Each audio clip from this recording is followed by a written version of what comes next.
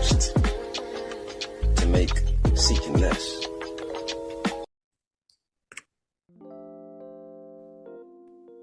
Greetings, everyone. Welcome back to Mad Poet Podcast. It is great to be here.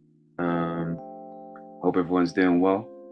We have a special guest, one of America's leading midlife dating coaches, a podcaster in his own right, have a large following. So it's fair to say you're a leader you're an advocate for men. Just going off, reading about you, but it's fair to say you're also a leader of men. Is that correct, sir?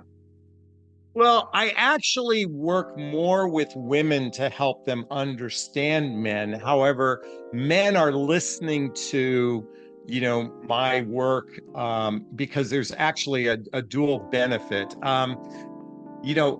Men oftentimes are looking, I always say, men are always looking how to meet women, and women are trying to figure out men. So that's kind of like where men go and get advice. Most men get advice, how do I meet a girl? And a woman is going, how do I understand men? How do I understand, man? That's very interesting. That's very interesting. Yes, indeed. Jonathon Aslay. Did I pronounce that correct? Oh, that's perfect. You did it spot on. Just always want to get people's names right. How are you doing today, sir?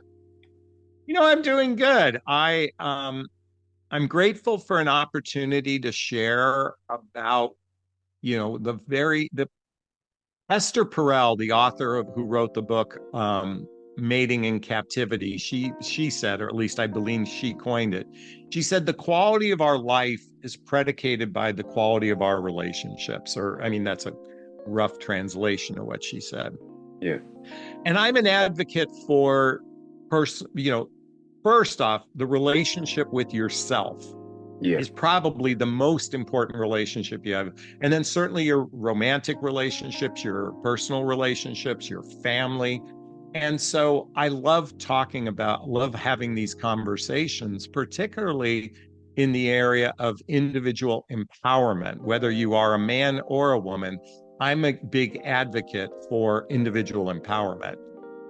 And it is I'm a big proponent of personal development, self-help, spiritual work, and therapy as a way to become more of an evolved being, as a way to become a more empowered being, as a way to become more of a loving being, as a way to manifest all your dreams and desires. I'm a big advocate for that. Yeah. Man, I respect it. It's funny. I was actually listening to a lot to do with self empowerment and just self development in general. But I'm also very big on that type of I look at it, towards it as a path. It's pretty much pivotal, in my opinion, pivotal to the human experience. So it's everything. And if you want to become a better self, that's something that you can't ignore. That's something you have to somewhat be about. You somewhat have to ingratiate yourself with and make it the epicenter somewhat of your being in a certain sense. But let's take a pen. Let me just read something quickly, and then we can go further into this discussion. Okay. Something to share with my audience, and hopefully you appreciate it. It says, the ability of perspective, the dawn of scrutiny, the state of mind. How do we tell the difference between in sync and out of alignment? The world has many faces, and most are prone to see from a subjective lens. Taken to the mind like I have the need to make currency like sense, I see the need to make dents. The facilities that are born of futile matters can only overcome monuments. For the times that are unkind, I feed its strength, I knew no better. I knew only the dopamine rush that makes the mind juxtapose and maneuvers with a stutter. I rush to expunge these thoughts that have rendered my resolve to pause. The occasions comes like somersault. Yes, just a quote for something I wrote. Oh, you wrote that? Yeah. Well, wow.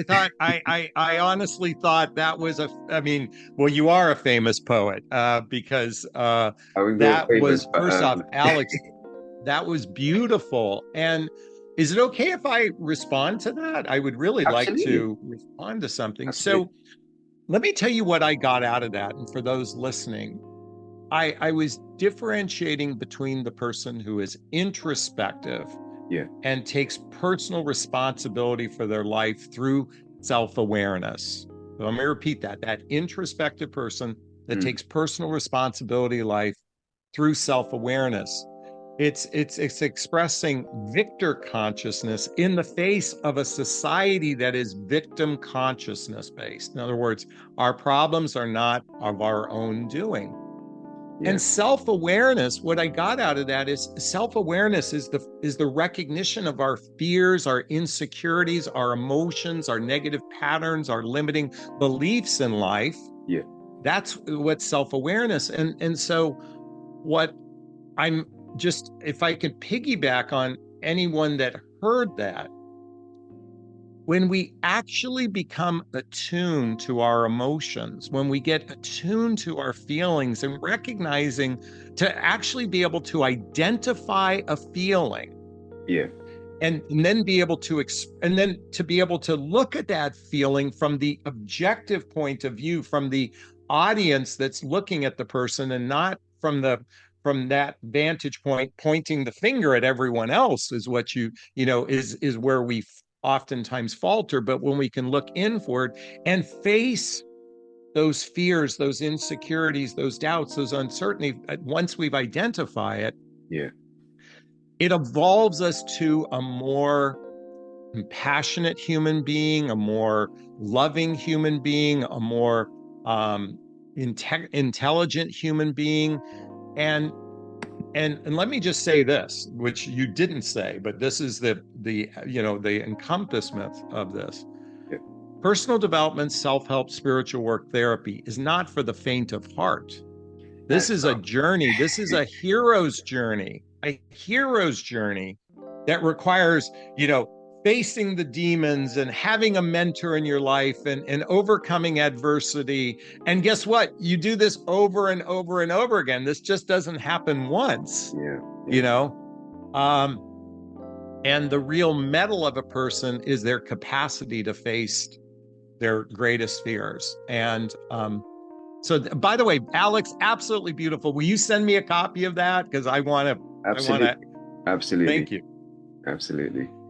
Yeah, you seem to sum up just this alone that you've heard greatly, but the enlarged, because this is just a quote, but the whole thing overall is pretty much along that line. I called it, I named it mental submersion. Yeah. And it's somewhat like, as you mentioned, awareness.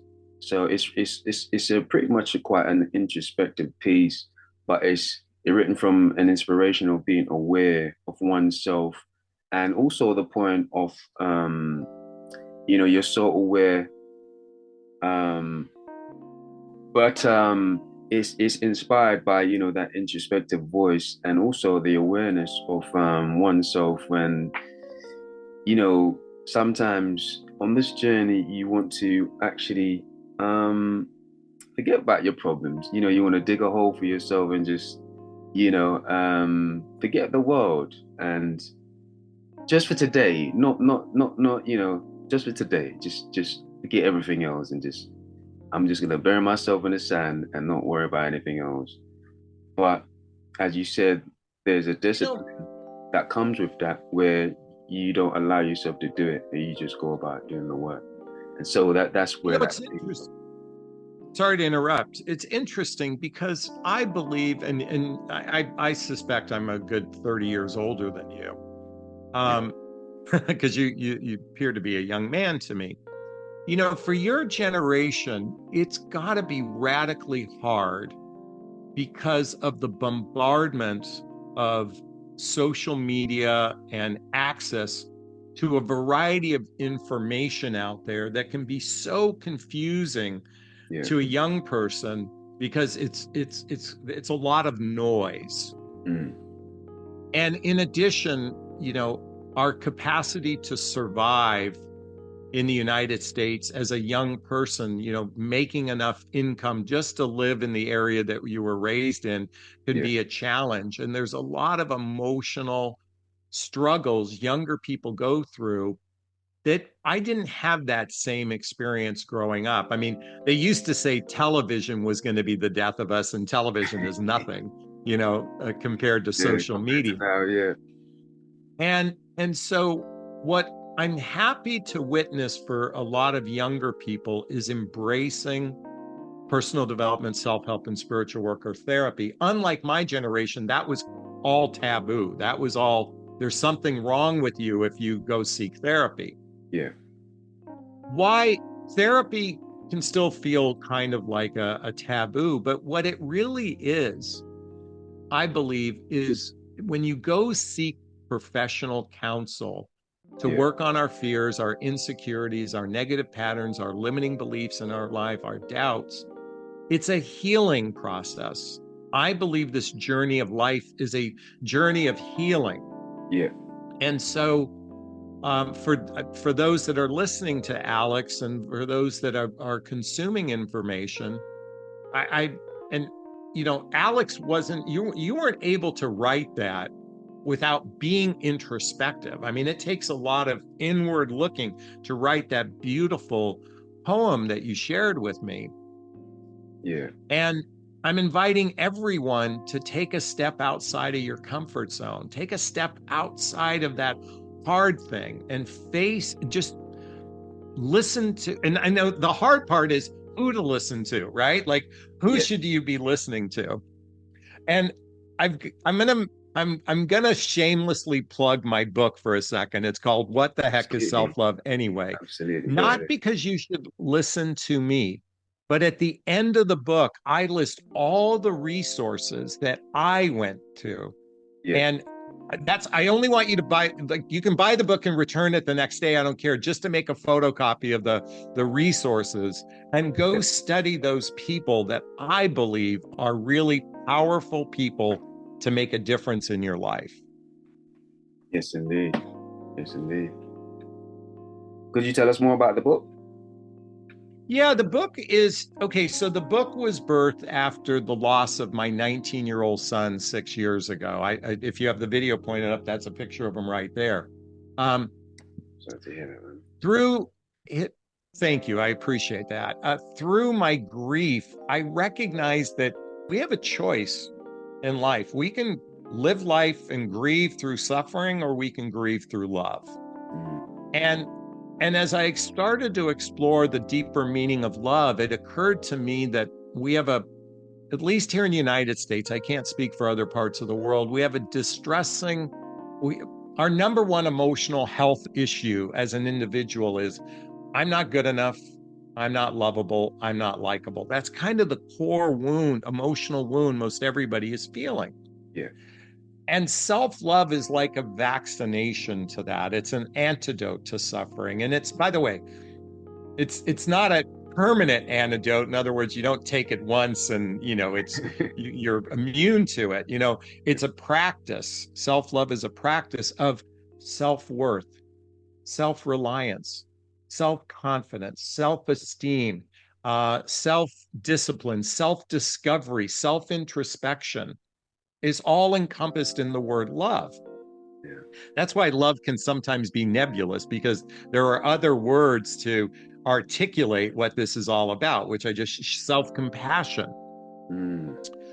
And when one begins a journey of loving themselves, they actually become a better person to everybody in their life. Correct. And And so you become a better partner to someone that you're in love with. You become a better employee. You become a better, if you're self-employed, you become more empowered in your professional life. You become a magnet for abundance when you actually begin the inner work. You start to attract and manifest abundance in your life. And it requires daily investment. It requires a daily investment. This isn't something you go to a retreat or workshop once and like you go, I'm healed. It's a daily investment. And so whatever modality that is for you, that's why I said, I'm only asking you to buy my book just so you can see the reference material in the back. Of course, I think you'll get value out of the book as well. But I'm inviting you all to make a list of real wise people and start to work on yourself. Don't just listen to things, do the work to improve. I mean that's amazing. And I suppose to me, it speaks to the journey that you've been on. And like you said, one working on themselves is it's no easy feat. And the initiation of some of these endeavors that we find ourselves on to embark on these journeys, it can be somewhat life changing, and most of the time it's not necessarily the most, to begin with, fortunate, at least in our perspective, somewhat. So, it takes a lot to keep traveling or even initiate this journey in the first place. So I hear what you're saying, I respect it, but I also know it's not easy to to just be so to have such a perspective as you have, because I know you live it, and it's not an easy thing to do, to live it as the way as much as and the way you do it. And it's somewhat religious to this level, to the level that you're speaking from and the perspective you're speaking from. So I can tell, this is something that means a great deal to you. Well, can I address that for a second? Yeah. I first off, thank you so much. You articulated that very well. And I want to differentiate between religious and spiritual, because religion, or to some degree, is a rule of doctrines that and I'm not here to discount religion, but those are certain principles. What spirituality is to me, and that's the only reason why I wanted to segregate that word, is that it's a connection to your higher self. It's a connection to God, universe, spirit, whatever you call it. Some people call it universe, some people call it spirit, some people call it God. But it's your spirituality is that connection to something greater than yourself. And it's the recognition that we are not walking alone in life. There is a higher power that's got our back. Believe it or not, as scary as life can be, and as daunting and as alone as it might feel like, we actually have an energetic force that is, has got our back. Okay. And so I just wanted to segregate that and say, because religion are doctrines and principles and ways of living life, but spirituality is that connection to that greater thing beyond ourselves. And that's why when I say personal development, self-help, spiritual work, or therapy, is that self-love is a connection to your divinity. That's powerful. That's powerful. I'm curious. I would like to hear, could you share your experience on emotional intelligence and what it means to you? Yeah, so it's interesting, because this has been it's been a study of mine of late. And when I think of emotional intelligence, I also think it in the context of emotional maturity within a relationship. Okay. So let me piggyback those two things in that context. Absolutely. So emotional maturity, or excuse me, emotional intelligence and emotional maturity. Yeah. So one is, I said this earlier, self responsibility, self awareness. Self responsibility is when you get triggered, you go, wait a minute. I need to be responsible for my feelings. I don't point the finger at someone else. It's taking ownership of what's coming up for you. Yeah. Self-awareness is the recognition of our fears, our insecurities, our negative judgments of other people, how our actions affect other people. Yeah. That's really critically important, how our actions, our negative beliefs, our limiting belief, or excuse me, our negative patterns and our limiting beliefs that cause us pain, and our ability to shift to love when we feel emotional pain. It's recognizing your weaknesses in life. We're not all perfect beings. I'm really struggle when traveling to another company or country, excuse me. And I struggle with it. I know it's a weakness of mine. I mean, men are supposed to be strong and confident. We're supposed to be able to handle everything. It's just a weakness. And so I'm using that as an example. I'm aware of that. I believe that taking personal responsibility for your past relationship endings, if you have multiple relationship endings, is take ownership on your part, even if it's 3%. Take ownership. Also, emotional intelligence is doing the healing work, the personal development, self-help, spiritual work, therapy, self-care. That's all part of emotional intelligence. I said this earlier, victor consciousness versus victim consciousness. That's emotional maturity. Here in the United States, we are suckling on the nipple of victim consciousness. It's always somebody else's fault, and they're pointing the finger at someone else instead of taking ownership. And then in the context of romantic relationships, it's actually emotional intelligence is developing the communication skills to communicate in a compassionate way instead of our current form of communication, which is a confrontational way, because we blame others first. Is the predominant narrative in our society today, instead of speaking from the heart, but more importantly, listening from the heart. And emotional intelligence is also, and I'm going to wrap it up with this, Alex, is knowing your purpose in life. Why am I here? Who am I? Why am I here? What's this all for? And having some sense of purpose, and purpose isn't your job. Yeah. Your purpose isn't your job. It could be a part of your job, but those that hyper focus that as their purpose. Yeah. I believe our true purpose is to love. We love ourselves and we love others. That, I believe, is our purpose. And that expression of love might be through your professional capacity. Yeah. And for a lot of people, they say their purpose is to make a difference in the world but they're really more focused on finance, money, and power in the guise of being of service. And I'm here to say my purpose is to love myself, to love others, and to be an expression of love. Man, that's powerful. That's powerful. And you said so much. But and at the same time, I think, that's why you can't think of it as like, I feel like doing this today, etc., etc. That's why it's a path. That's why it's a journey. And you have to wake up every day to participate, if nothing else. And invest. It's an investment in yourself to just do so many different things and pay attention more than anything to yourself. Awareness is everything, and you get rewards.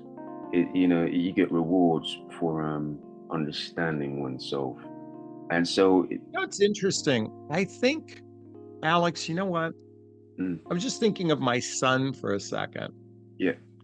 to some degree, and I mean, he was raised by a dad that made him listen to Tony Robbins CDs, and I push him to listen to a variety of different podcasts. But sometimes we get trapped in the doing of life and the always doing things instead of actually being, particularly sitting with our fears and facing them head on. I think we oftentimes distract through certain modalities, whether it's exercising, whether it's partying, whether it's, drugs and alcohol, whether it's food, whether it's, and not that exercise isn't important, let me just clear that, but hyper focusing in always being distracted. The real journey, and let me tell you something, this is not for the faint of heart, is to sit with your fears and face them head on. It is not easy. Or let me reframe that. I mean, I want to almost say, let's just reframe it. It is easy, but when you build the emotional scaffolding, I just want to acknowledge that it can be painful. Let me differentiate between that. I think a lot of people, particularly the younger demographic, being your age bracket, is that we always are being told we have to be doing, we have to be producing, we always have to be motivated, and we have to be ambitious, and you have to be constantly moving like a shark, otherwise you're going to die. And it's important to really take a step back for oneself and just feel whatever you're feeling. And it's okay that you might be scared. It's okay that you might feel fear. It doesn't mean you're a weak person. It doesn't. And it doesn't mean you're a weak person to share your fears. In fact, it takes courage, it takes strength. It does. And surround yourself with people who have your back, that aren't going to run away when you show your humanness, because we are human beings, that are riddled with flaws. We're not perfect. Anyway, I'm sorry I pontificated a little bit, but I wanted to address that. No, I mean, this is why I do what I do. This is the type of conversation I like having. So I appreciate everything you're saying, and you're correct. They say to have courage is not necessarily that you don't feel fear. Is actually still to do as must despite the fear. In the presence of fear, you still do what you're supposed to do. Yeah, and it's it's God, I'm fumbling my words here for a moment. The easy route is to give in to drugs, alcohol, food, distractions, sex. That's the easy route. The hard route is facing it. And I love the work of Joseph Campbell, who talked about the hero's journey. And Star Wars, Luke Skywalker is kind of the predominant narrative that talks about the hero's journey, and where Luke has to face his demons, his fears, his ultimately ends up being his father, but but he had mentors along the way. He had Obi-Wan Kenobi, he had Yoda, all these mentors. We all need mentors in life. We need confidants within our lives. We need trusted advisors. And sometimes you hire a coach like me to do that.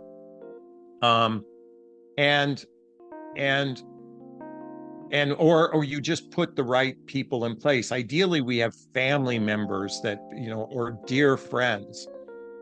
I want to encourage everyone from this conversation, put together your tribe. Put together your tribe of people who are there to uplift you, to support you, to nurture you. That's my invitation for everybody. Well, you said it. I remember I was speaking to somebody. I can't remember.